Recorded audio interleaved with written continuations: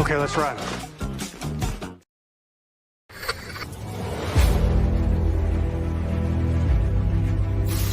Your mission, should you choose to accept it. It's a quest. It's a quest for fun. Well, The Rock says, why don't we just cut right to the chase? Okay, now he wants to get together. Well, he wants to talk. I want you to do me a favor. I want you to tell all your friends about me. It's showtime, folks! What are you? I'm...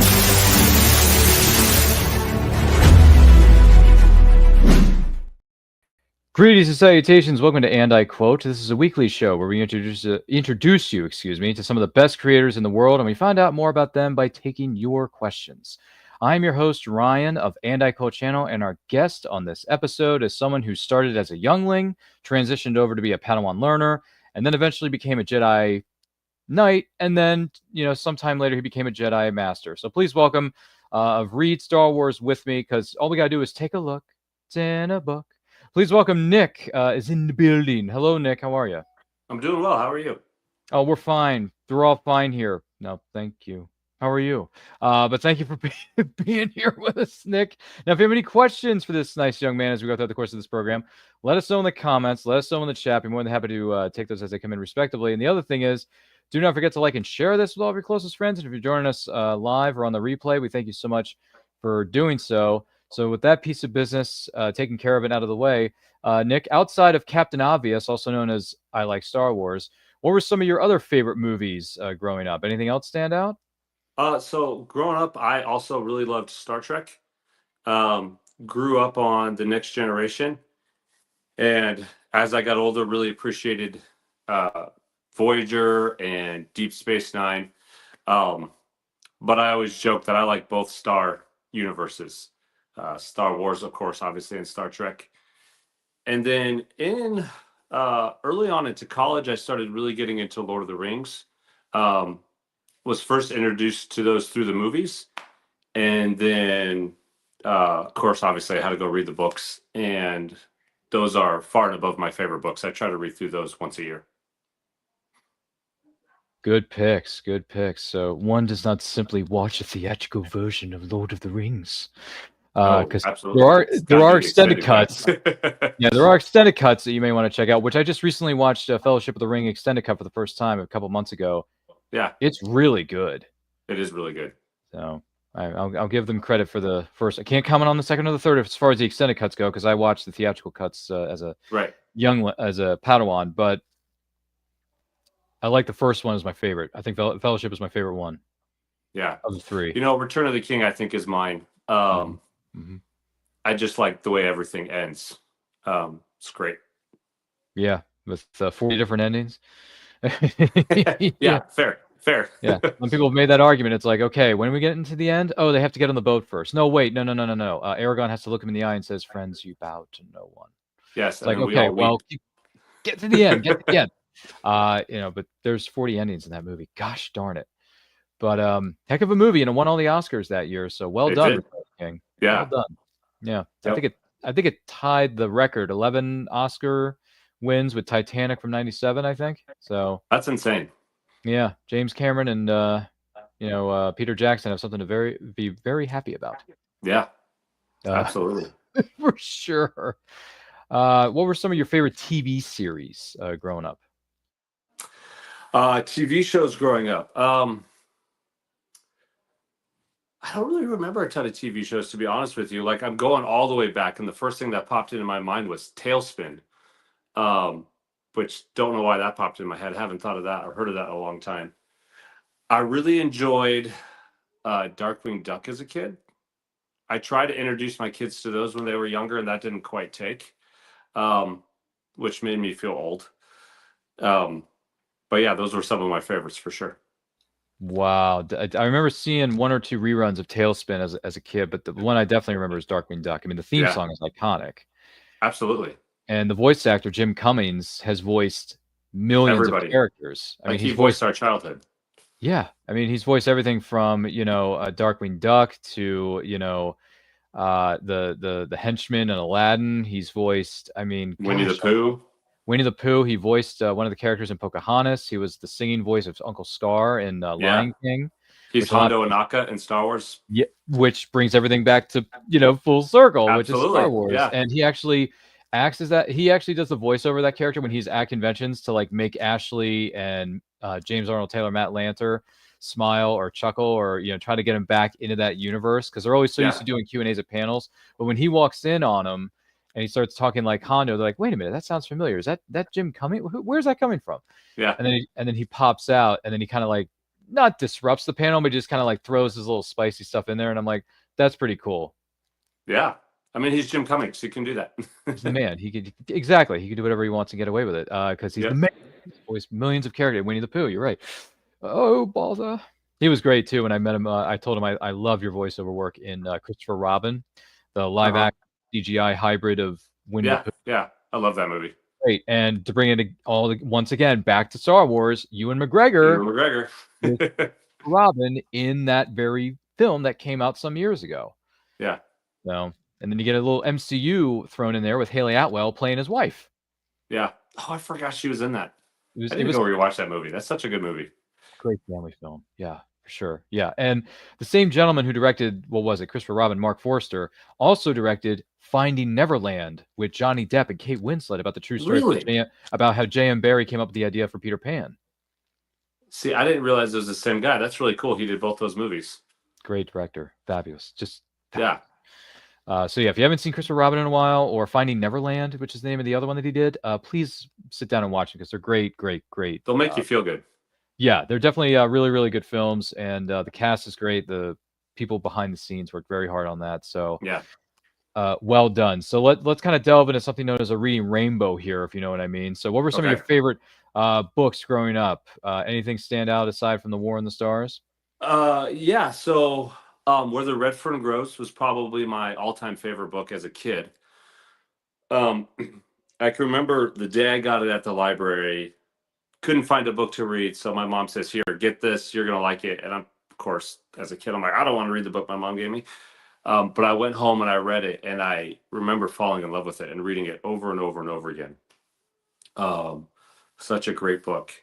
Another series of books that we always had a lot of growing up were the Great Illustrated Classics, where they would take like this classic book and then they would kind of make the kids' version of it. And we probably had 20 or 30 of those growing up. My brother has them all now, actually. And but I just remember going through those. One of my favorites was Ivanhoe was a good one. I really enjoyed that time frame, like Robin Hood, Three Musketeers, kind of that swashbuckling knight type stories. And so Ivanhoe was another one that I really, really enjoyed. Oh my goodness. I remember those when I was a kid too. And the one that stood out to me that got me into the classics, classic literature, if you will, was the iteration of Great Expectations. Great Illustrated Classics version of Great Expectations was really good to the point where I wrote a book report on it. That's awesome. Got a solid grade on it. I didn't fail, guys. I didn't fail. I succeeded. And the other thing is there's a BBC, because BBC puts out everything. There's a BBC made-for-TV movie miniseries based on the book, and I watched that because we had it at my local library at the time, and we were checking it out on VHS, ladies and gentlemen. VHS. That's going back a few, and it was really good to watch that because the Illustrated Classics tell you a lot of the story. It really helps because I'm a visual learner as it is. So that's why I'm a big proponent of the Great Illustrated Classics that are still going around today. Some of them have been repackaged, remastered, and they have some newer covers on them, I think. Which is fine. It doesn't bother me, but Great Expectations is a really good story. And Charles Dickens, my gosh, what a writer he was. For real.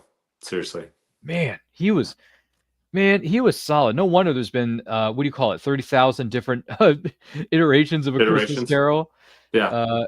In movie form and in TV form. Let's not forget about that. I mean, speaking of Star Trek, Patrick Stewart himself played Ebenezer Scrooge in a TNT original movie. Not really original though, but it's based off the same source material, and he stars as Scrooge in A Christmas Carol. And I'm like, oh my gosh, it's Picard. Yeah, as Scrooge. And speaking of Patrick Stewart, another series I liked was The Chronicles of Narnia. And on the audiobook version, Patrick Stewart actually does the last one. He narrates the final battle. No way. Yeah. I think there's one other two popular guys that do the audiobooks. I can't remember off the top of my head. I didn't know he did the audiobook, and a couple of years ago I was just rereading and listening through those, and I got to the last one, and all of a sudden Jean-Luc starts reading me the final battle, and I'm like, wait, what? Yeah, does a great job. Oh, that is some solid stuff. And Patrick Stewart's a great narrator in his own right, because he also was the narrator he did an audiobook version of Peter and the Wolf. Really?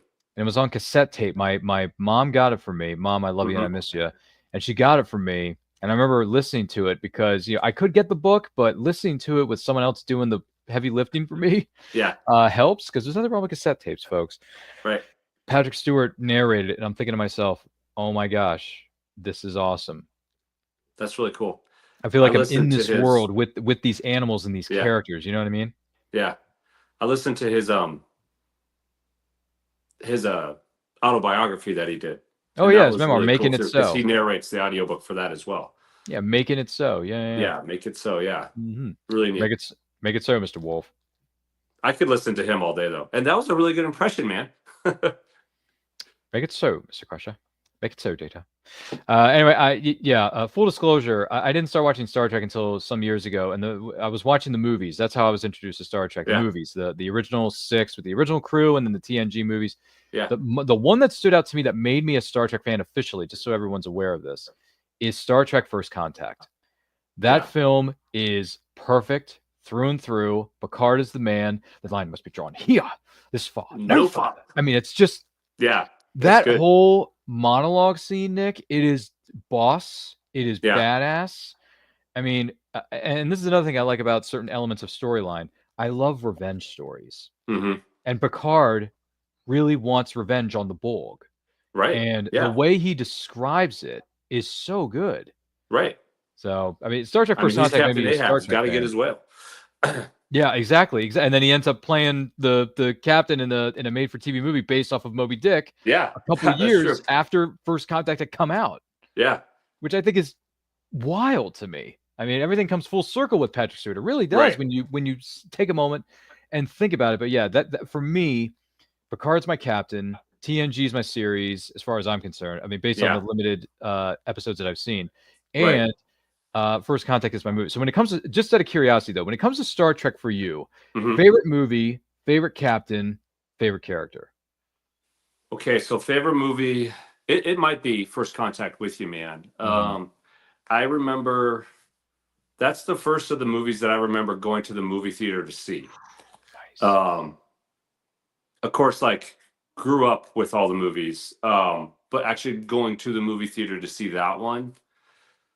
I think part of why it was so good was Jonathan Frakes directed it. I mean, he knows Star Trek, right? He's Will Riker. So just thoroughly enjoyed it. Favorite series? It's going to be a toss-up between Next Generation, Deep Space Nine, or Voyager, and all for different reasons. Voyager has a really good storyline with the Borg. Benjamin Sisko doesn't start off as a captain. I'm pretty sure he becomes a captain though, but he was just fantastic in it. But Next Generation, that's what I grew up with. So as far as favorite character goes, man, that's another tough one. I've always liked Riker a lot. I never really picture myself as like the guy in the chair, like the number one guy. But I always like Riker because he's like, I mean, they call him number one. Just a really cool guy. And the way he sits down and steps over the back of the chair is just the most boss thing ever. So he would be probably my favorite character. So favorite movie, favorite character, favorite show. Was there one other one? No, you answered all of them. Okay, I got it. Okay, cool. Yeah, you don't worry. You aced you passed the test, my friend. You get to stick around for another few minutes on this great episode of Thus Far. And I quote, exactly, with Nick of Read Star Wars with me. Do not forget to like and share this to all of your closest friends if you're joining this live for what is known as a replay. So thank you so much for doing so. If you have any questions for Nick, let us know in the comments. Let us know in the chat. Be more than happy to hear from you. We encourage it, to be perfectly honest with you. So we went through Star Trek, but I gotta ask you this because it comes back to what we were because we brought it up during the introduction to this show. So let's go back to the beginning here for a minute. What is it that got you into Star Wars? Who introduced it to you, or did you catch it on TV one night, or did you see a book about it somewhere? What is it? What was the genesis for you of becoming a fan? So we had a copy of Return of the Jedi on VHS tape that we had copied off of TV. It was playing on TV one night, and back in the day, kids, you could record what was on TV onto a VHS tape, commercials and all. So we had that copy of it, and of course, I had seen the other ones, A New Hope and Empire Strikes Back, but we had that one on VHS tape, Return of the Jedi. And I just remember as a kid watching it on repeat over and over and over again. I had watched it so many times. I knew exactly when to hit fast forward through the commercials, exactly when to hit play again. So the fast forward would stop right as the commercials ended. I'm pretty sure we wore the tape out on that VHS tape. And then my uncle had given us all of his Kenner action figures. He had all the original Kenner action figures, and he had given those to us, to my brother and I. And so we played with those things like crazy. We had the Ewok village, all the action figures, and the big Darth Vader head that would close. And then what got me into the books, every Wednesday, I can remember my mom would take us to the local library. And that was when I was first introduced to what's now called the Expanded Universe, the Essential Legends novels. And I just remember eating those up because it was Star Wars content. More Luke Skywalker with his green lightsaber. So that was kind of the genesis of it for me. And then Phantom Menace came out. I was 10 or 11 years old.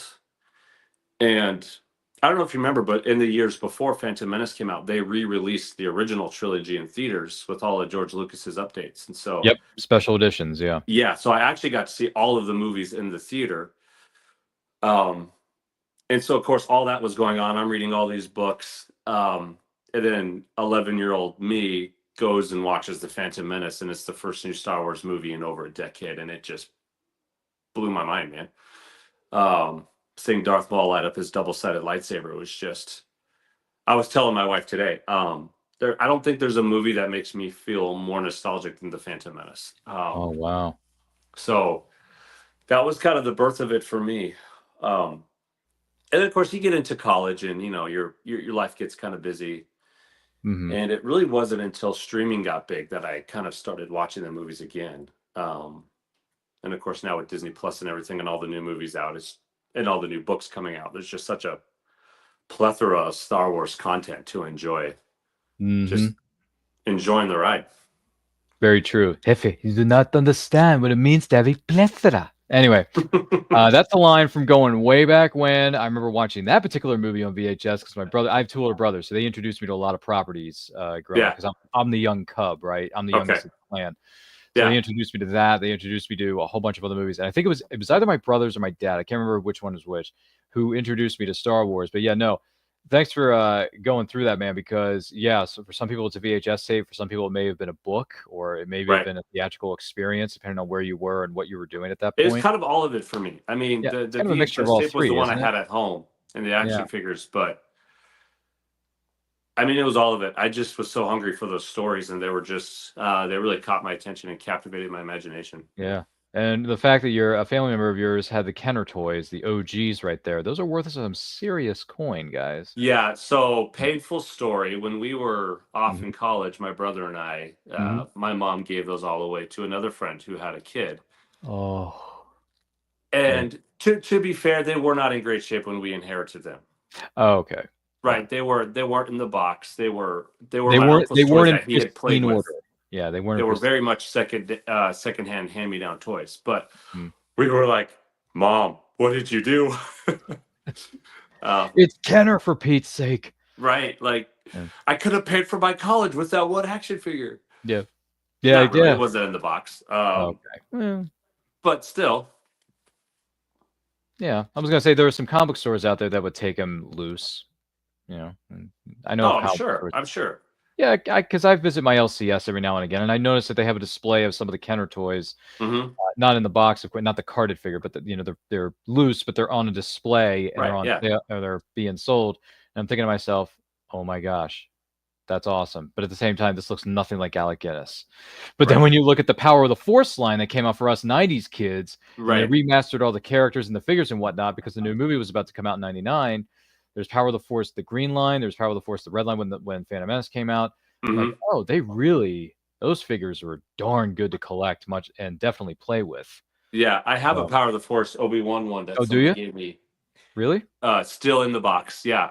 Nice. Um, it looks like Alec Guinness in the face, but Mhm. I always crack up at the Power of those Force ones because they made them all so like jacked. You know what I mean? I'm Yeah. like, come on, like, Yeah, does Han Solo really have a six-pack? I don't know about that. yeah, like, You know? okay, whatever. I'm not sure They're if that cool. works or not. He's really bulky in his regular his episode 4 outfit, and then when they put him in the green and black, camouflage Yeah, coat from Return of the Jedi, ROTJ, I'm thinking to yeah, myself, "Hey, it's me." It's it's not me. you. It's It's not. not I you. mean, it has your face on it, Harrison, but it's Right. not exactly your full-on character. I'm just saying. But yeah, I had my fair share of the Power of the Force line figures and things of that nature, which were fun to play with and collect back in the Yeah. day. For sure, because a lot of the Power of the Force toys, if you remember this correctly, they came with like a trading card Mm-hmm. on the inside of the on the in the box, and then some of them came Yeah. with like film cells, like one Yep. of those. I was like, oh my gosh, they're really putting out the marketing, guys. Yeah. Yeah. They really amped it, which, I mean, that was such a cool time. I remember being a kid then. Um, Mhm. Such a cool time for like Star Wars toys. One year for my birthday, with the money my grandma gave me, I went and I bought the Kenner Luke Skywalker green lightsaber, and I played with that thing till the blade fell off. Yeah. And then I found one on eBay about 8 years ago, still in the box. No way. This is a painful story. Oh, really? In the box, and my 3-year-old found it and destroyed the box. And I was like, No. I love you, son, but what did you just do? And then, of course, once it was out of the box, like, you let the kids play with it at that point. But that was because I was like, I found it. This was my lightsaber I had as a kid in the box. Not anymore. Yeah. If it was still in the box, you would consider it, and just like they did in Last Crusade, the Holy Grail.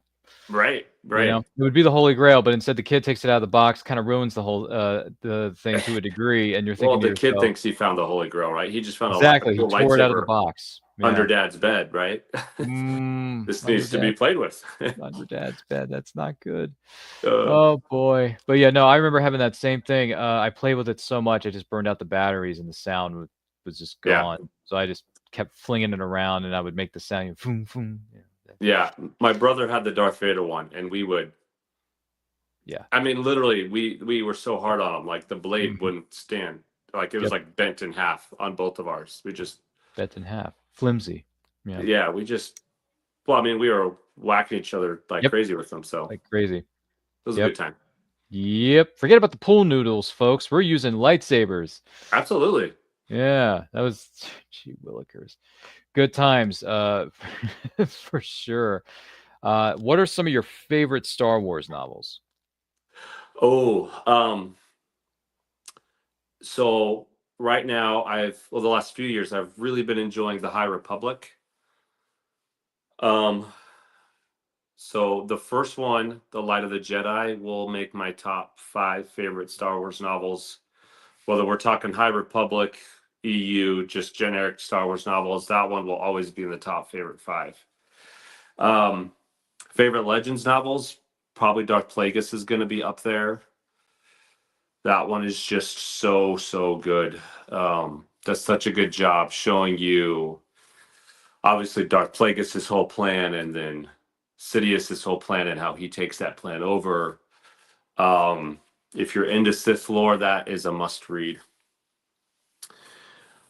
Pretty much anything by Claudia Gray, I've really enjoyed. Master and Apprentice is one of my favorites that she's written.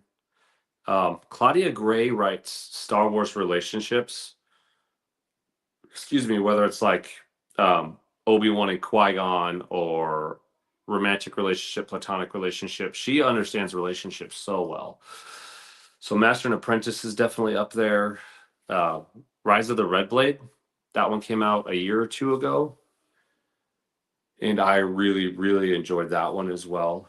I just finished a Legends novel, Outbound Flight, written by Timothy Zahn, which I had been sleeping on for a while. I said that when I posted about it last week.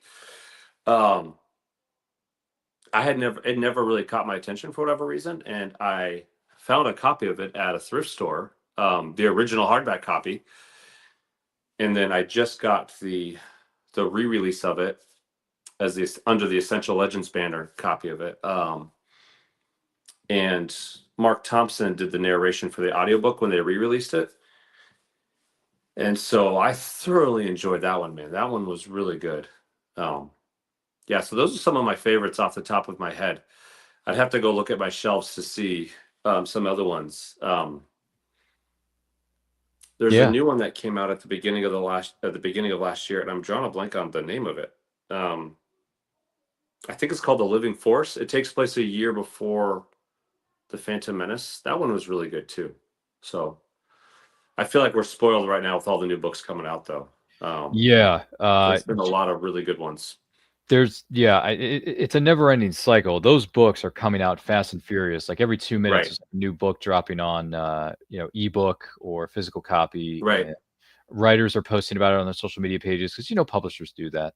Right. And other writers do that too. And you mentioned Claudia Gray. Claudia Gray is what got me into Star Wars books, because the first one I ever read was Master and Apprentice, and it's a masterpiece. It literally is. It really is. Yeah. I was thoroughly. I was ensconced. I from minute one. Mm-hmm. Qui-Gon and Obi-Wan are having these discussions, and Qui-Gon's thinking about dumping Obi-Wan, and he may take us to the council and all these other stuff. I'm like, oh my god! And the beauty thing about this book is, and certain other books, if you're reading Star Wars as well, when I'm reading this, I'm hearing Liam Neeson and Ewan McGregor going through my mind, having these very heartfelt but yet difficult conversations about what they believe or what they may not believe. You doubt the prophecy. Like they're talking about all this stuff, and I'm thinking, why didn't you give us this in the movies? Because this is brilliant. And this is the thing I'm learning more and more the more I dive into the Star Wars universe when it comes to the books. Anyway, the books are way better than a lot of the movies we've gotten in the last 25 years. Yeah, absolutely. They are just solid, thorough, through and through. And Claudia Gray, like you said, she writes very well with relationships. She writes very well-written characters. I mean, she knows this galaxy / universe inside and out. Because the other thing was, I've met Claudia Gray. She signed all the books I had of hers. And then I met the writer of Rise of the Red Blade, is what you mentioned earlier on. Delilah S. Dawson. Sorry, I had to look behind me in my bookshelf here. Because my books are right behind me. You just can't see them due to the virtual status of this background. But she signed that book. And then I told Claudia, I said, these books are so good. This is what got me into Star Wars novels. And she's like, well, thank you. I said, well, yeah, because Master and Apprentice is a masterpiece. Lost Stars, ladies and gentlemen, Lost Stars. You remember that one? Yes, I've read that one twice. That is, like, I'm thinking to myself, forget some of the movies that just came out. Let's make this as a movie or a series, because Lost Stars is so brilliant. Good. It's brilliant. That was one of the first new canon books that I read, and I sat down and read the whole thing in one day. I was just hooked. You read and it that was before like audiobooks were on my radar or anything. Wow. I remember I just sit there and I read it cover to cover in one day. Just such a good story. I love it. And for those that are watching, the Revenge of the Sith novelization, that's another must read. It unpacks so much more of Palpatine's manipulation of Anakin, what's going on inside of Anakin. Because in the movie, and Revenge of the Sith is always going to be one of my favorite movies, but I always have kind of felt like Anakin's fall was a little bit rushed. To the point where it's kind of like, I'm almost not quite tracking with it. But when you read that book, it fleshes it out in so much more detail, and you see his inner turmoil and everything going on inside of him, and in his relationship with Padme, it fleshes that out so well. It's just that novelization is that's another one. I'm going to say my top 5, but there's probably 10 books that are in my top 5. They're just so good. That's another one that I feel like if you're brand new to the Star Wars book world, that would be a great one to start with. Lost Stars, Master and Apprentice, any of those would be great to start with if you've never jumped into the world of Star Wars books. Fair points, fair points. And for sure, some of the best writers in the world have put these together, Right. which is great. And we're talking even more about this because the literature is fascinating stuff here on this episode of And I Quote with Nick of Read Star Wars With Me. Do not forget to like and share this with all of your closest friends. If you're joining us live on the replay, thank you for doing that. If you have any questions for Nick, let us know in the comments. Let us know in the chat.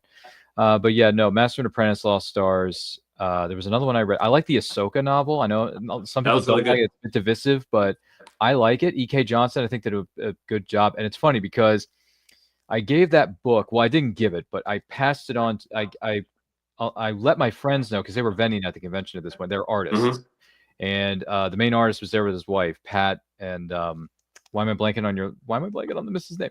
But anyway, they're both there.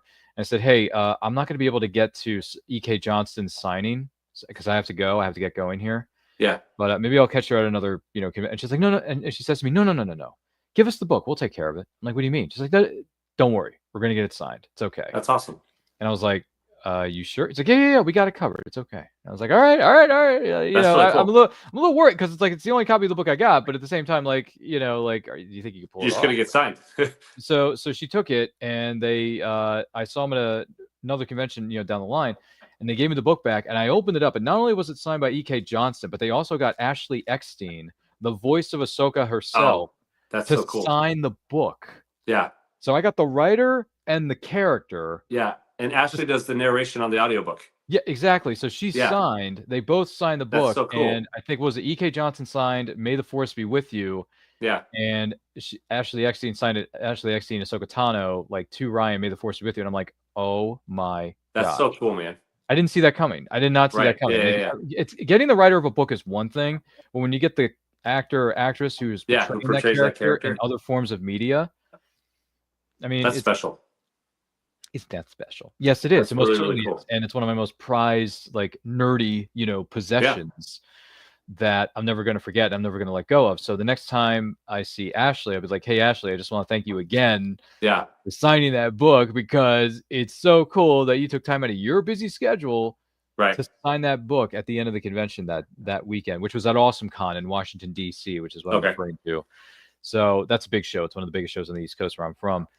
And that was great. So you mentioned some really good Star Wars novels there. Now I haven't, there's a lot of them I haven't read yet. I still haven't read Leia by Princess Leia by Claudia Gray. That's another one I got to read. That's another really good one. Yeah, Bloodline. Haven't read that yet. I heard that's another really good one. I know I'm missing out, man. I know, but they're sitting here. They're in a box right here on my bookshelf. They're calling my name. It literally the box says behind me, Ryan's Books to be read. Yeah, which stands for TBR, folks. TBR. Yeah. Which I find myself buying more books and bookmarks than anything else. It's so sad. Oh, I have a problem with bookmarks, man. They put that whole bookmark stand at Barnes & Noble right next to the checkout. Oh, do you? Oh, that's right. They do. Yeah. And my kids are always like, Dad, I need a bookmark. Do you have one? I'm like, sure. Here you go.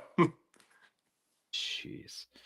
But bookmarks are important. If you're taking a break from something, you need to be able to remember where you go so you can pick up where you left off. That's why I have a lot of bookmarks behind me here on set. And some of them happen to be Star Wars themed. So that's awesome. There's no problems with that. So great picks when it comes to the Star Wars novels and all that stuff. So let's cut right into the chase here. Read Star Wars With Me. How did you start to become a fandom content creator? So I had the idea. I was able to go to a Star Wars night at Disney a couple years ago. That's where the profile of the picture I sent you was from. And I mean, you go to one of those events and you're like, you're riding a high afterwards. And when they announced that they were going to redo all the canon books or make a new line of canon, my goal was, okay, I want to read them all because I want to know the new canon. I want to know all the new books, the new stories. And so I had been reading the books for years. And then after that event, I was like, man, I really want to do like a kind of like a Star Wars Instagram. And I was kind of thinking through what I could do. And I was like, well, I've read a lot of the books. So it seemed like an easy way to kind of do it. And so that's what I did. Like I got back, and that weekend I put a little bit of thought into it and kind of what I wanted to do and what I wanted the little logo to be and everything. And I just started doing that. On my personal account, I had done book reviews for other authors and publishers and stuff. And so I was familiar with the concept of writing book reviews and everything. And I really enjoy doing that. One of the things I love to do is help people connect to good literature. And of course, the Star Wars stories, like, it's not just fantasy, right? Like, there's so much truth in those stories, and there's so much. We were talking earlier about that movie, but there's so much that we can apply today. And I feel like those stories are so important. So in my mind, it just really made sense to share my love for those stories and those loves for those books. And then once I jumped into it, I found out how supportive the Bookstagram community is, or the Star Wars Bookstagram community. It's such a, I know Star Wars fandom in general can be toxic at times, but the Star Wars book community has been pretty much the opposite experience. I mean, it's just such a supportive and inclusive and welcoming place. It's been a lot of fun.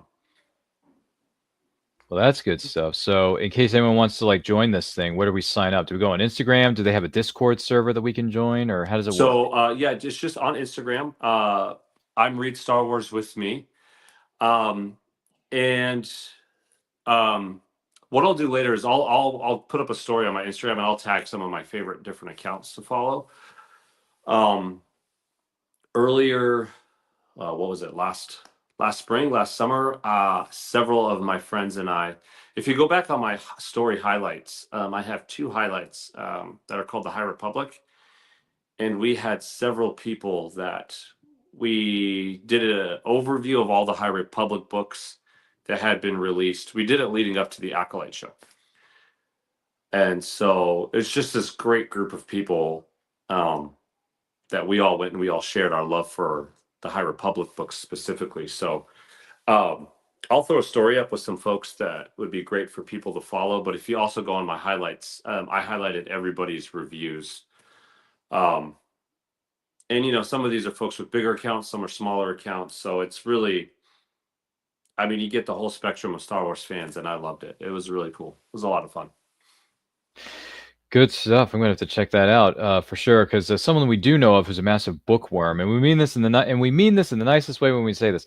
If you follow at @snipsandco_ on Yeah. Instagram, Christy, who does embroidery canvases of all your favorite Star Wars and other fandom-like characters, she's a massive reader, man. She reads like hundreds she's of books great. a year, and I'm thinking to myself, Christy, you're in college, you're taking all these courses, you're busting your chops, you're also a vendor at conventions during certain Right. I don't points know of how the she year. does it all. Yeah, I'm thinking to myself, Christy, where do you find the flippin' time to And read she all has this? another account for her books, doesn't she? Well, yeah, there's Admiral Reads. That's it. Okay, Yeah, Admiral Reads, right. I Reads thought it was is that. I didn't want to say the wrong one though, but no, yeah. it's okay because I have a lot of names on my brain right now. So yeah, but Admiral Reads is the Instagram handle that you can follow her for her book stuff, and then her embroidery and other geeky, Snips and Co. Star Warsy stuff. Yeah. At @snipsandco_. Just keep that in mind, folks. But I don't know how she makes time for all of it, because I have a hard enough time just finishing one book in like a span of like 6, because I work overnights and I sleep all day. So that's rough, man. And That is rough. when the weekends come around, I'm doing 3 shows in this studio, and entertaining millions of people, or even though only 2.5 people are watching the show right now, it's okay. Hey, We still love you. people are here. That's great. It's great. We still love you guys, and we appreciate every single one of you who have tuned in, who have shared the podcast, who have listened to it, who have commented on it. Anyone who's, if you've been a fan of ours since the very beginning, great. But if you're just joining us here in 2025, thank you so much for doing so, because indie supports indie. We try to entertain as many people as we can. I love to talk about fandoms and things of that nature. Hence the reason I do my best to provide these shows for you. And Nick agreeing to be on the show is dynamite, because when I saw his Instagram, I thought to myself, okay, I've read some Star Wars stuff. I can get with this, and I speak Star Warsian pretty well. Maybe not as well as some other people like Christy does, because she's got like the insider baseball Yeah. knowledge on literally everything going on in Star Wars, whether it's High Republic, post High Republic, pre High Yeah. Republic, all this stuff. And I'm thinking, I can't keep track of this. I'm so sorry. But She's more, great though. She's one of those people. She's a good example of what I mean by just how kind and welcoming people are in this community. Like I've met so many great people. It's been a lot of fun. yeah, and she's also got a podcast, a brand new podcast that she just started dropping on Spotify. It's called Comic Connections, where she talks about her Okay. experiences at conventions, but she also brings in other vendors who vend at conventions and share their stories and some How of the cool is things that that? they do to market themselves and get their Yeah. names out there to the public. Because, as we all know, we're a lot of fish in a very big pond, and it's very hard to stand out from everyone else. So Right. you got to do your best to market yourself, or plug Yeah. yourself, or in some ways pitch yourself. Because as we Yeah. all, I don't know if anyone knows this or not, but something very important about life is putting together your own version of an elevator pitch. Yeah. So if someone bumps into you at a convention or some other event, and you say to yourself, "Oh, hi, I'm so and so." "Oh, well, what do you do?" You have to go right into your elevator pitch and say, Right. "This is who I am. This is what I do. This is what I enjoy. If you're interested, check out the QR code on this phone. Check out the QR Yeah. code on this card, or Yeah. whatever." I mean, what do you carry? Do you carry business cards with you, or do you just pull up your QR code on your phone? I have not really been to a convention, so none of it. Oh, you got to, dude. You got to get to a convention, son. I do. Man, I really want to get to one so bad. Phoenix, which is about 3 hours north of me, has a pretty big one. Oh yeah, Um, Phoenix Fan Fest, I think it is. Yeah. San Diego's like 2 hours west, so I mean, That's the big one there's right really there. no excuse. I mean, that's two big ones all easily within a day's drive. Yeah. hmm I just did the math in It's my just head. something But I yeah, gotta make it a priority and get to one. you got to get on it, man. I do. I think I would just have a QR code on my phone though. Yeah, that's fair. That's fair. It's, some Yeah, people just don't make use it real business quick and cards anymore, easy. and that's fine. You're not wasting paper. It's digital. It's on your Right. phone. You could just, Yeah. hey guys, you want to know who I am?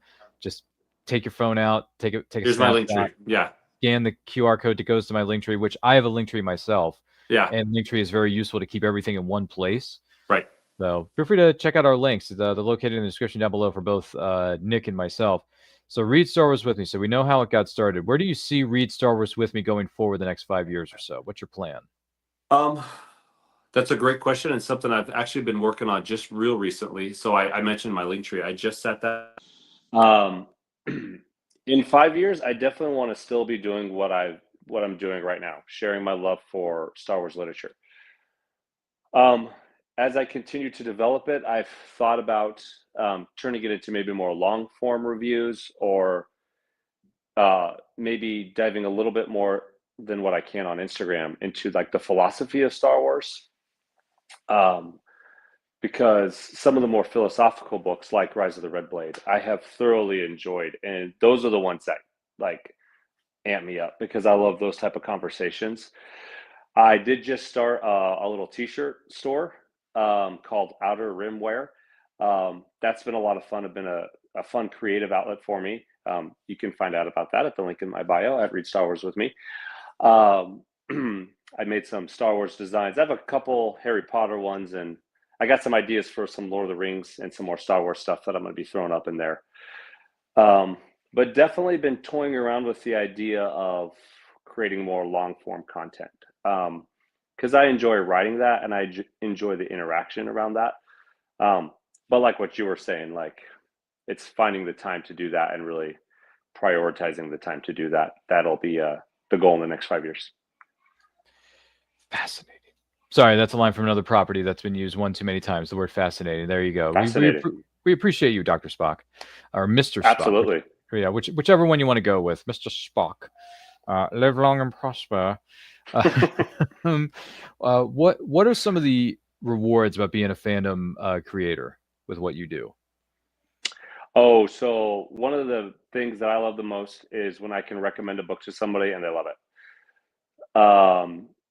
Introduce somebody to like the Heir of the Empire trilogy for the first time, and they read it and they're like, "Man, that was amazing." To me, that's one of that's why I do it, to be honest with you, because it's like this is something that I love, and I think you'll love it too. And when somebody else does, or they find meaning in the story, or the story can help them in some way, or they just read it and they have a really good time. It's just really entertaining.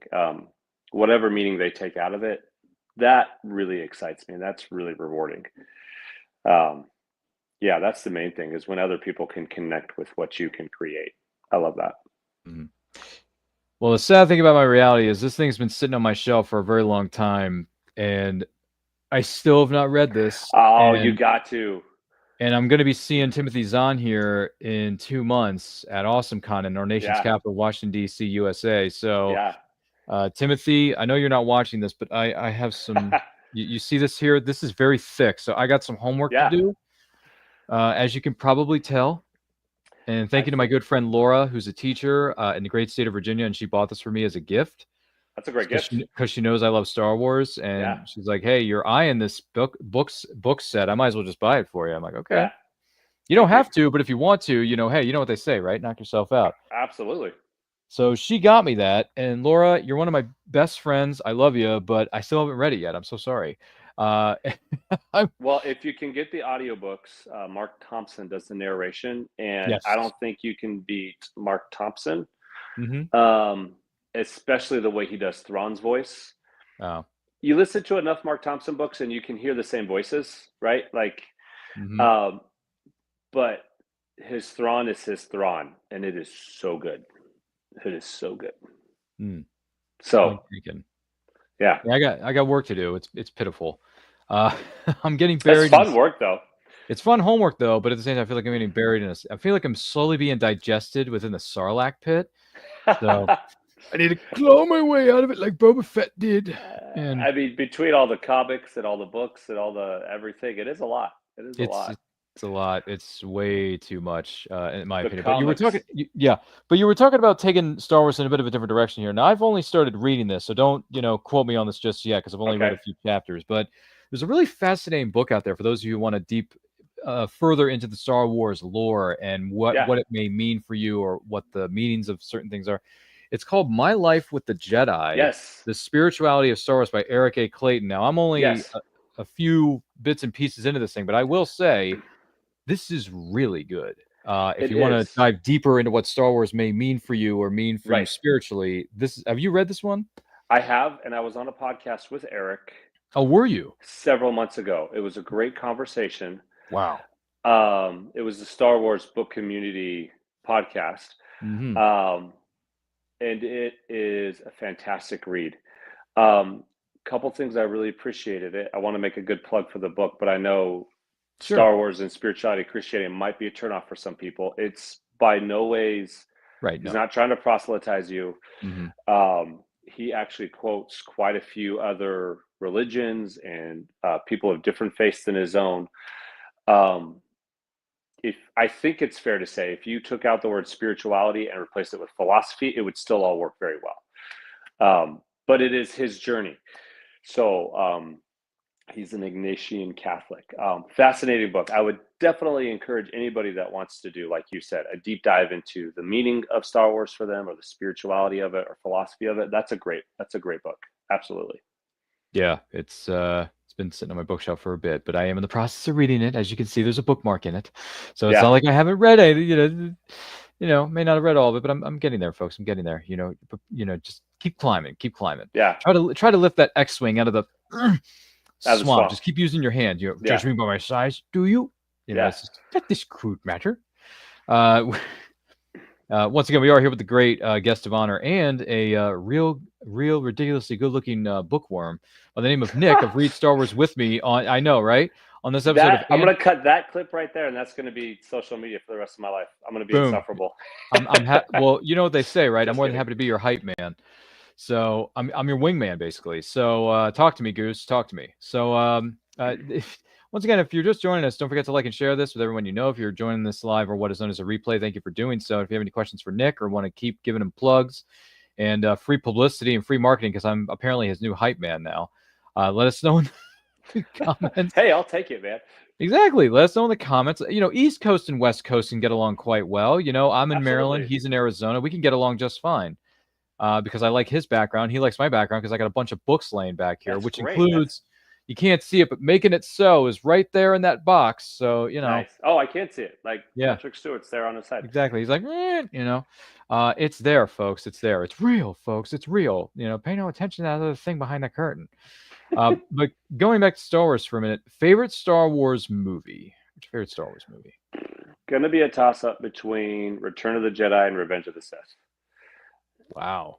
Um, So the fall of Anakin and the redemption of Anakin. yeah, absolutely. The favorite movies. Now, the new movies Dave Filoni's coming out with, like I've got a lot of high hopes for those. So we'll see. But as of right now, it's definitely those two. Okay, fair enough.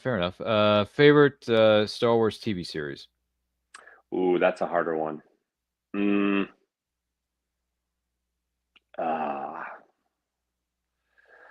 I mean, I love Mandalorian. I mean, this is the way. This is the way. That's right. Damn right. I really loved the Ahsoka show. Oh, really? Okay. I did. So one of my favorite parts about Star Wars is the Force and the Jedi. So I loved The Acolyte. I know that wasn't the most famous show, but I thoroughly enjoyed it.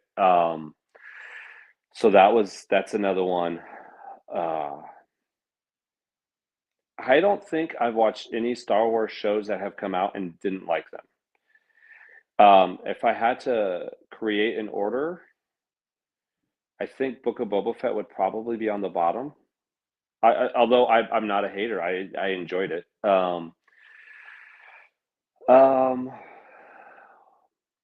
That's tough, man. Skeleton Crew was really good. Mm-hmm. Okay.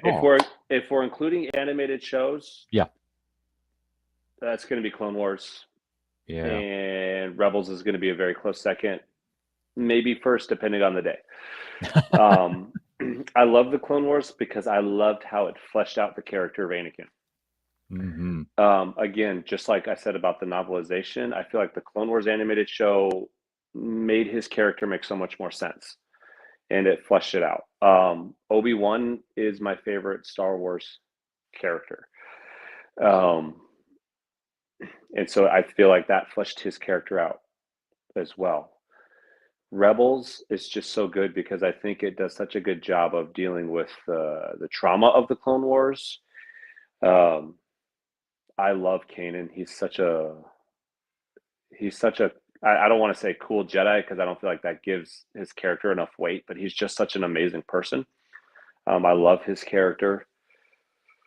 And I'm fortunate to remember like every week watching when the new Rebels episode would come out, right? That was when my wife and we had only been married a few years. Our oldest was just a baby, and I remember watching all those come out and really enjoying it. So counting those two, yeah, probably those two. But I'm a sucker for all of it, so.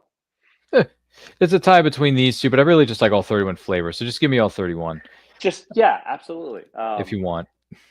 I have made so early on starting my Instagram account, I made the decision because I do enjoy all of it. I want to stay true to who I am, but I also want to be a positive voice in the Star Wars fandom.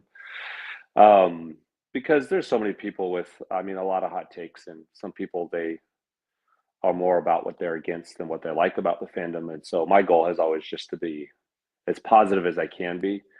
Now, if I read a book and I don't like it, I will say like, this wasn't my favorite book or something. I'll be honest, but I'm just happy whenever Star Wars content comes out. It's great. You ever go to the midnight releases of those new Star Wars novels? Do they even have midnight releases for books anymore? I think they just drop them on shelves on a Wednesday, and then people go to Barnes & Noble at like 5 o'clock in the afternoon and go pick them up. So they just did a midnight release here for Onyx Storm. Oh, nice. Which I did not go to because it was on a Tuesday night, and I'm a school teacher, so my goodness, I'm up at dark 30. Yeah. So I'm like, oh, that would be fun. Hey, no way I'm doing that on a school night. Like I'm normally several hours into my sleep before this thing even starts. They haven't done anything like that for Star Wars here. Yuma's a very small town, so we don't have a lot of the we just don't have as much. Like our we have one bookstore in town, and it's the Barnes and Noble. Um, Somebody in town does have like a book truck that they will drive around to events and sell books at. Um, but their Star Wars section is pretty sad, man. And I go to it every time I'm in there, hoping, but it's slim pickings. So I haven't been to a midnight release of any of those, but if they did one, I would 1000% be there. On May the 4th, they did have a Star Wars event at Barnes and Noble that I took all my kids to. They gave out a little free X-Wing Lego set. That was pretty cool, and I went in my full get up for that. That was a lot of fun, even though it was like 95 degrees outside. I was dying in it in that big gray cloak. Yeah, that but it was must not worth have been- it. I was gonna say that must not have been easy. But no, that's fantastic. Favorite Star Wars quote? So there is a quote in Master and Apprentice from Qui-Gon Mm-hmm. where he says, "We don't pursue the light because we win some sort of cosmic game. We pursue the light because it's light." And I love that quote because it's such a good reminder to always do what is right. Whether you win, whether you lose, whether it quote unquote works out or not, that's not the point. The point is you do what's right because it's right. And that quote has really resonated with me for a lot of different reasons. But favorite quote, definitely that one.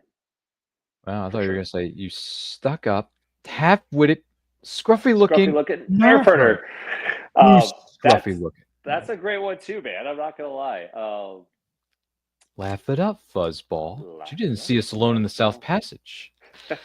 She expressed her Oh, true feelings for me. I mean, that whole exchange, I wish I could have been a It's fly on the wall when they were great. filming that because they probably Right. broke character so I many can only times. imagine. I can only imagine. I mean, all Carrie of those. Fisher, you know how Carrie Fisher was, right? Like she Yeah. probably had everyone in in tears, like because how Right, funny she right. was.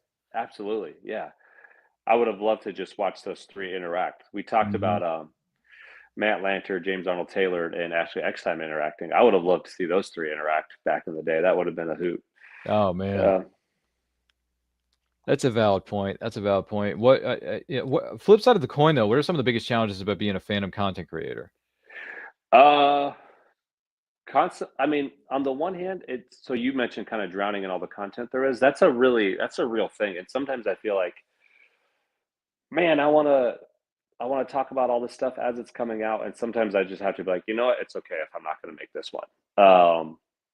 Whether it's a book, I'm not going to be able to get that book read and reviewed in time. Some of my friends, they get the book sent to them the pre-release, and I'm like, oh, I'm not there yet. 5-year goal, get the early copy, right? That'd be cool. But that's definitely a challenge, is trying to keep up with all of it, but then also just giving yourself permission to be like, you know what, I'm not going to be posting about this the second it comes out, and that's okay. I might miss the trend, so to speak, like, oh, you want to post about it while everyone's posting about it because that's good for the algorithm or whatever. But you also just have to give yourself permission to just do you. Just do you. Just do you. If you can get it up, great. If not, that's okay too. Yeah. So in other words, this is the way. This is the way. This is the way. I This is the mean, way. I had to You do know. it. I had to do it. Yeah. It's one of the greatest quotes of all time. It's one of the most used quotes It is. of all time. I mean, people post this thing anywhere and everywhere on social media, including on T-shirts, on posters, on Yeah. pieces of merchandise. You've seen this from all corners of the world, on the interwebs where you explore. I've seen it everywhere. It's great for any kind of marketing. And Emily it's true. Swallow, who voices the armor, has "This Mhm. is the Way" Wednesday on her Instagram page Yeah. every single week. So She does. She's a great follow. Mhm. Speaking of Mandalorian, another great Yes. quote. When he tells Bo-Katan, "Your song is not yet written. I will serve you till it is." I'm like, that's a good line, man. My wife doesn't appreciate it as much as I feel like she should, but I'm definitely the bigger nerd of the two of us, so that's okay. But that's a good line. I'd like, talk about a good quote. Yeah, for sure. Does she cosplay with you at times, or is she kind of like No. on the outside looking in? Definitely on the outside. So when we went to that Star Wars night and I was in my full getup, she was there with me and she was enjoying that I was enjoying it. fully supportive in like, hey, you do you have this fun creative outlet. I think her jam is probably more Harry Potter. Which is fair. Yeah, absolutely. It's been around for years, been around for decades. We get it. Her nerd fandom is probably going to be more along the lines of that. But Harry Potter. Okay. But I'm definitely the nerd of the two of us. So yeah. I'm sure she doesn't mind that at all. No. Nah. What advice would you give to aspiring fandom content creators out there? Man, I still feel like I'm the guy that needs the advice. I guess my advice would be just if you're thinking about whether or not you're doing it or you're just getting started, just to go for it and don't worry about like, is it perfect? Did I say everything right? Is this picture right? Just do you, and you'll figure it out along the way. Like I go back and I look at some of the first photos I took, and I'm like, "Oy, that was rough." But just get started. Do what you love, and if you love it, go for it. And as you do that, you will find the right people that'll come along and be supportive and be your hype friends. They'll be your cheerleaders. You'll find your community. And so if you're just getting started and you feel like you haven't really found your lane yet, just keep going, man. I mean, if you love it and you're excited about it and you're passionate about it, you'll find your tribe. And so yeah, that would be my biggest advice would be just go for it and have fun while you're doing it. Because I mean, at the end of the day, these stories are meaningful, but it's also just a ton of fun. So have fun doing it. Don't feel like you are under pressure from anybody to be anything or to do anything or have any type of account. Just do you, have fun, love what you love, and enjoy the ride. What he said. I can't add anything more to it. What is a period of time or a storyline or a character you want to see featured in a future Star Wars novel that hasn't been explored yet? Cal Kestis, off the top of my head. And I say that because I just finished playing Survivor over our Christmas break. I just finished that game, and he's a character. I mean, he's been explored in those games, I guess. And then there is a Star Wars Jedi novel as well. But I would love to see him get into live action. Yeah, he's one. I feel like after the last season of Bad Batch, I have a lot more questions about Asajj Ventress that I need answered, and I would love to get answered. So she's another one. As far as time frame that hasn't been explored, in technically actual canon media, I would love to see some more Old Republic stuff get fleshed out. I would love to see Revan. Of course, I say that, and I'm like, oh, but do it right, please, because it's Revan, and he's such an amazing character. So yeah, those are some things that I would definitely love to see explored more. Well, hopefully the people at Lucasfilm and Del Rey Books or whoever publishes the novels will be listening to this and think, you know what? Nick's got some good points. Let's put some pieces together and make a story out of this and put something special together, not just for Nick, but the rest of the Star Wars fan community, because I've heard about these characters. I'm curious about them. I want to learn about them. Cal Kestis, Darth Revan, for sure, because Revan's got a cool looking suit, cool looking blade. I'm thinking to myself, this guy's a dark samurai, like, whatever's going on. Yeah. You know why? His Legends book Revan is great. It is. That's another one. Like, who wrote the book? Who was the writer? Oh, you're putting me on the spot, Ryan. Darn it! Sorry, don't mean to. I don't remember off the top of my head. It's okay. It's okay. It is. I mean, he's a character that I think first came from the Old Republic games, if I'm not mistaken. Right. KOTOR. And then the book fills in some of those gaps from the games.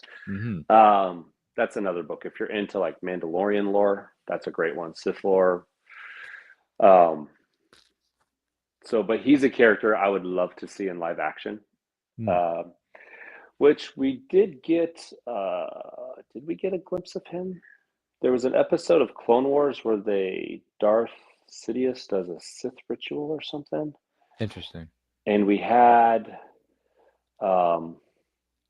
Darth Bane, and I thought it was Darth Revan. Like, you kind of see them as like Force spirits, I think. If I'm remembering, it might have been Bane and somebody else. I don't remember. He's a guy I'd love to see in live action. Cal's another guy. I think a lot of us would love to see Asajj Ventress in live action. Yeah, because she played a big part of the story of Dark Disciple, did she not? Oh, that's another book, man. You keep saying all these books, and I'm like, I don't know how long your shows normally are, but I'll talk all day about these books. It's okay. Dark Disciple's another one that'd be in my top 5, for sure. Great she book. did play a big part in it. I read it. It's really good. Okay, I don't want to spoil the ending for anybody that hasn't read it, but Yeah, it it's a wrapped great up book. her story. It wraps up her story very well. So when they brought her back in Bad Batch, we were all like, hold up a minute. We're like, wait a minute. We're not against this, but we need answers. Yeah, I'm a little confused. We need answers, and we didn't really get those answers. I love the episode she was in. Like, it was fantastic. But I'm like, the part of my brain that needs all the timeline filled in because you just opened it back up. I'm like, I need answers. So she's such a cool character. Yeah. Fair enough. Yeah, Dark Disciple's a great one by Christy Golden, if I remember correctly. So yes. If you haven't read Dark Disciple, you want something that's a one-off and not too hard to follow, read Dark Disciple because it's based off an original script that they never used on Clone Wars. Right, for the Clone Wars, yeah. Yeah. Yep.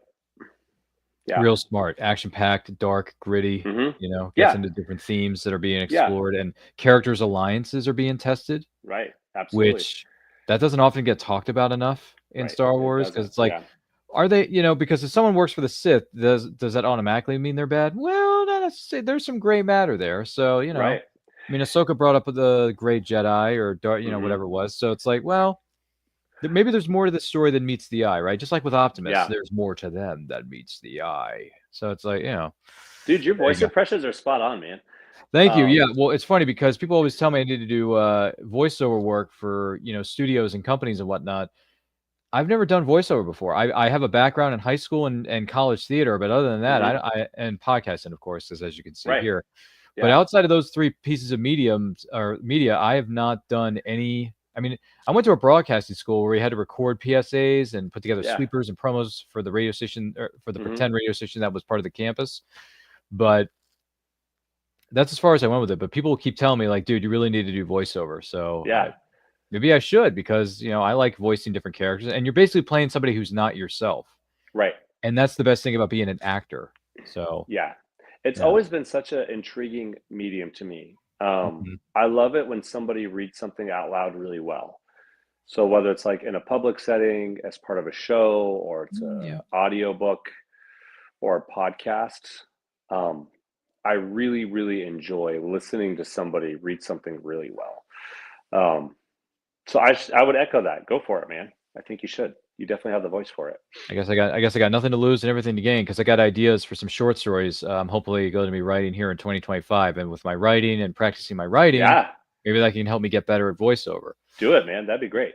Who knows? Because I wrote a Western a couple years ago during NaNoWriMo Remu, which stands for National Novel Writing Month. That's held every year in the month of, I want to say it's November. So it's during the holiday season. So in case anyone's wondering, that NaNoWriMo Remu is currently under hot water for some stuff they're discussing regarding AI from last year. I don't want to get into that, but the stuff they've done before that, I was participating in workshops through my local library. By the way, support your local library when you get a chance. Absolutely. Took all my kids to mine today. Okay, well, they were doing virtual workshops because this was during lockdown. And it's like, hey, if anyone wants to participate, sign up. And I did.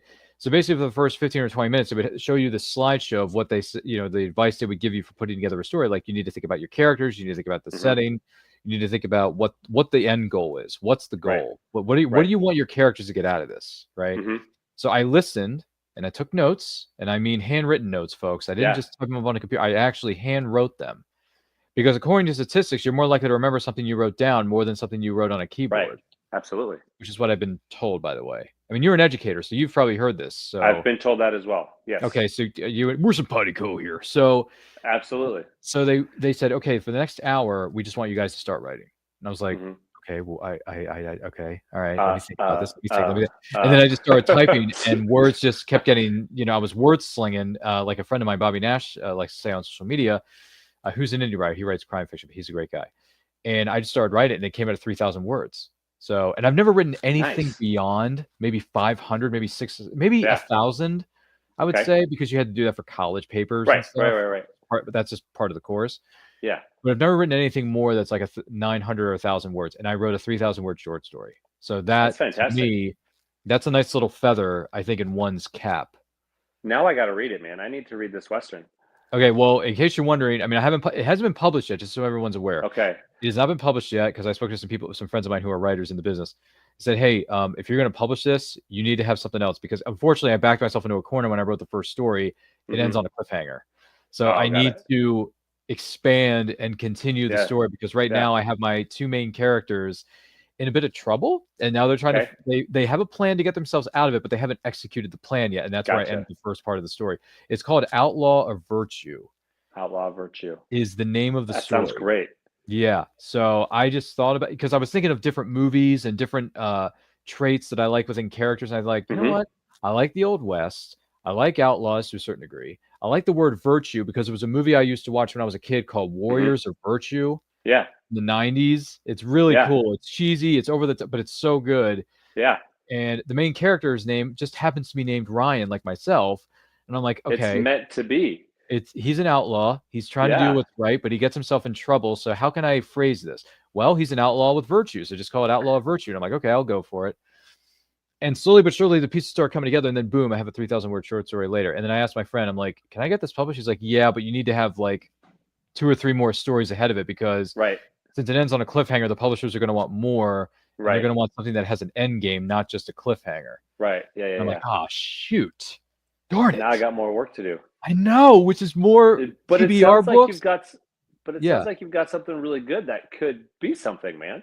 I think it could. I mean, I got to go back because it's been a minute. It's been a minute, right? So I got to go back. I got to read the story over again. I got to look at refresh my notes, refresh my brain. And then I got to start writing the sequel. So stay tuned, folks. You never know. Outlaw Virtue Part 2, I think is what I'm tentatively going to call it. So stay tuned. More to come. And by the way, thank you to our good friends, Bobby Nash and Jim Beard, for helping me out and giving me some advice along the way. Because one of the best things about because you mentioned this earlier, but the fandom community, there are lots of readers out there who are willing to help other readers get into certain, books or fandoms such as yourself. Yeah.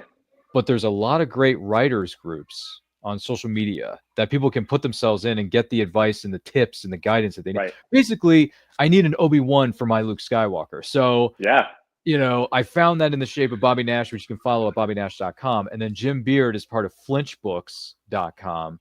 Okay. And him and his business partner, John Bruning, who's another writer, they write new pulp stories, which is great stuff. If you ever want to get into that, I can recommend some titles to you and to you who may be watching or listening to this right now. We'll do some plugging here in a minute. But reading and meeting authors and publishers and all that stuff has been very, very good to me. So, That's awesome. You know what they say, right, Nick? No regrets. No regrets. No regrets. What is well, let's think of this another way. If you were going to go to a convention, who are some writers or Star Wars actors you got to meet before you go? So the bucket list is sitting in front of me. Yeah. And Nick is going to a Comic-Con. Who are some of the names and faces you want to see before it's all said and done? So writers, Timothy Zahn would be one. Definitely. I mean, because he wrote the Heir to the Empire trilogy. He's written 2 canon Thrawn trilogies that are just fantastic. Claudia Gray would be one. I think I would want to meet every one of the High Republic authors. You mentioned Delilah Dawson. She's written some High Republic books. Charles Soule. Any of the writers who have written for the High Republic, I don't think I've read a High Republic book that I didn't thoroughly enjoy. So just any of them would be great. As far as actors go, I mean, I would love to meet. We mentioned Ashley, Matt, and James. I mean, I would love to meet those 3. Because those 3 characters in the Clone Wars are just so cool. I mean, it'd be cool to meet Pedro Pascal if he's ever at a convention for Mando. He would be one. I would love to meet Ewan McGregor, because Obi-Wan's my favorite, and I love the way he has portrayed Obi-Wan. Of course, Hayden Christensen as Anakin would be another really cool one that I would love to meet. So any of those guys, I think it would just be like that picture would be pinned on my Instagram profile forever. All right. This is the way. This is Yeah, the way. Pedro Pascal, if he does conventions, here's the biggest problem with that, though. If he does conventions, his prices are going to be ridiculously through the roof. Right. And everybody in the world is going to be in that line. Yeah, and I love Pedro. I just, depending on how much he's going for, I don't know if I'm willing to pay X amount, because a lot of the actors that are going to be at this convention we're going to in a Right. couple of months here on Nation's Capital, they got a lot of members of the cast of Lord of the Rings. So Liv Tyler, Orlando Bloom, Oh, Sean yeah. Astin, Yeah. John Rhys Davies. Yeah. Liv Tyler and Orlando Bloom's prices are ridiculously outrageous, and I don't agree with them whatsoever. But then again, it's not them making the prices; it's their handlers, their representatives, Yeah. their publicists. Don't Yeah. blame Liv in Orlando. I'm not necessarily mad at them, Right. but I'm also disappointed with the fact that their prices are in the $200s of dollars just to get an autograph, much less a pro photo op, which I think is beyond ridiculous. But hey, Yeah. listen, it's Hollywood. You got to make your money. Inflation is Right. everywhere. People Right. got to budget your money the way that you do. And I don't fault anyone for doing it. By the way, we mentioned books earlier, and you mentioned or my way with the Jedi. Here's another one. How the Force Can Fix the World by Stephen Kent is another fascinating. This is one I haven't heard of. Okay, so I met Stephen Kent at a convention, bought the book, he signed it, and then I invited him to be on the show known as And I Quote, which is what the person who may be watching and listening to this right now is being a part of. You can go back and watch the episode. Nick, I'm going to send you a link to the interview that we had with Stephen Kent about this book, how we came up with the ideas, and why it's important, I think, to a certain degree for Star Wars fans and maybe even non-Star Wars fans to take a look at this and read it. I'm definitely going to check that out. It's a fascinating take on how Star Wars can help, some of the things that go on within Star Wars, parallel things going on in our world and in reality, and how we can learn from these things. And also, hence the reason it says at the top of the cover here, lessons on life and liberty and happiness from a galaxy far, far away. So Stephen Kent, brilliant man. I think he's a really solid writer. And he also, him and his co-host have a YouTube channel called Geeky Stoics. Geeky Stoics on YouTube and on Instagram, by the way. That sounds awesome. They have a Substack. They have a YouTube channel where they publish videos. They just published one about Qui-Gon's lessons on your focus determines your reality. That's another great quote. Which is one of the best quotes when I think about it I've ever heard. And Qui-Gon is hashtag an awesome-tacular character. And if you want to know more about him, read Master and Apprentice, because it's just a masterpiece of a book. Yeah. So How the Force can Fix the World, you need to check that out. The person who may be watching or listening to this right now needs to check it out. Hashtag always promote your friends and always promote good things. So those are my thoughts on that. I mean, as far as I'm concerned, but once again, and I do want to take this opportunity to say so now, thank you so much to Nick of Read Star Wars With Me for being our guest on this episode of And I Quote. Nick, you are a gentleman, a scholar, a fan, and you got the collection in your background of your studio to back it up. This isn't a studio. This is my bedroom. Well, yes, but I'm being professional. But Thank you. I may be speaking a different terminology, but it's okay. If it's your room, if it's your studio, if it's your collector's item room, it's fine, because I see Star Wars back there. I also see some Lord of the Rings with, I can't. Was it? So we're gonna move it a little bit. We got. Oh, you got the sword. And then we got Legolas's fighting knives, and we got Sting over there. Good Lord. All very, very cheap knockoff versions, not the one from like the Weta Workshop or anything. Oh, okay. I was wondering where that was going. But no, it's all good, man. But we love the way that your bedroom/set looks. Thank you. But thank you so much for being here. You're always welcome to come back anytime, any place. Thanks, man. It's been a lot of fun. If someone wants to know more about you or keep up to date with some of the wonderful things you're doing over there on social media, where can they follow you? Read Star Wars With Me on Instagram. I'm also on Threads with Read Star Wars With Me as well. I'm not as active on Threads as I am on Instagram, but I'm in both those places. Yes, sir. May the Force be with you. Well, thank you, good sir, for being with us. I'm going to talk to you here again momentarily, so feel free to admire the background of your room and some of the wonderful things you have on your wall there, because as always, you have my sword, and you have my bow, and my axe. Sorry, that's one of the best scenes in Fellowship of the Ring, is the council scene, and everyone gathers together to form the Fellowship of the Ring. Sorry, it's one of my favorite scenes, Nick. I can't lie. I can't tell a lie when it comes to that.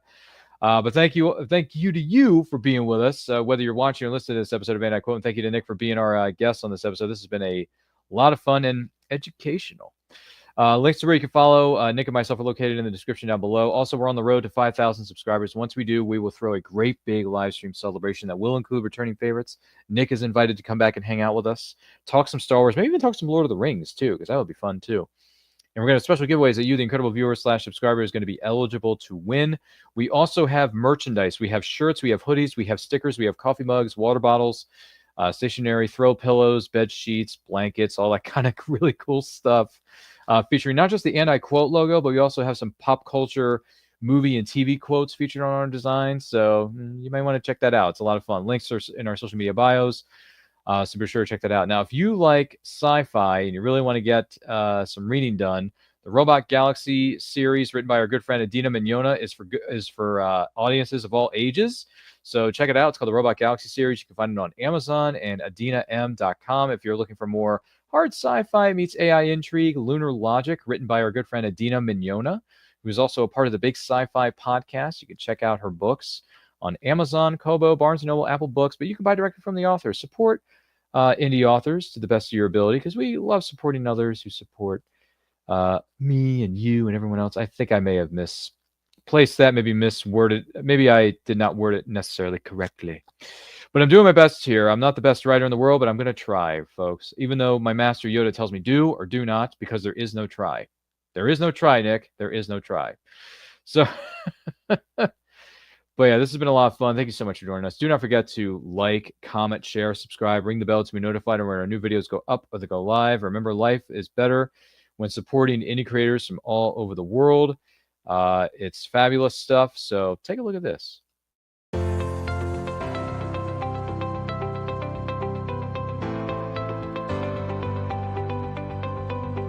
You've worked hard and written a great book. Now, it's time to give it a great cover. If you're an indie author or small press publisher, Plasmafire Graphics is your source for affordable cover illustration and graphic design.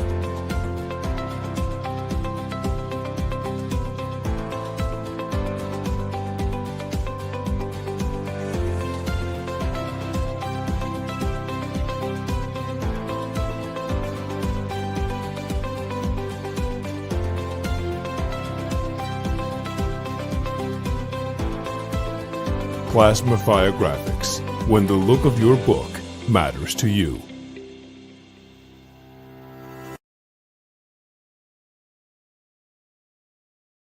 Hey everyone, Bonnie Gordon from Star Trek Prodigy here. Make sure to tune into And I Quote podcast on YouTube. Like, share, and subscribe.